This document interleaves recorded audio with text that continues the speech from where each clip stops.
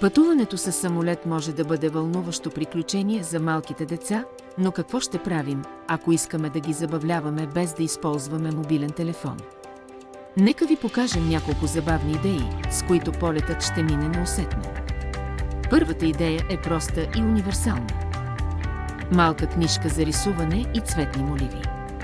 Нека детето нарисува самолета, облаците или своето въображаемо пътешествие. Рисуването не само го ангажира, но и развива въображението му. Игрите с магнити са перфектни за пътуване.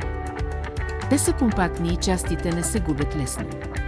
Можете да изберете игри с животни, форми или транспортни средства и да оставите детето да създава свои малки истории. Друга чудесна идея са албумите с стикери. Децата обичат да създават свои малки светове, а стикерите им позволяват да използват въображението си, докато създават нови сцени. Малки, меки играчки са идеални за самолет. Те не заемат много място, лесни са за носене и позволяват на детето да създава свои истории по време на полета. Картончетата с истории са чудесен начин да се развие въображението на детето. Питайте го какво се случва в историята и го оставете да измисли продължението.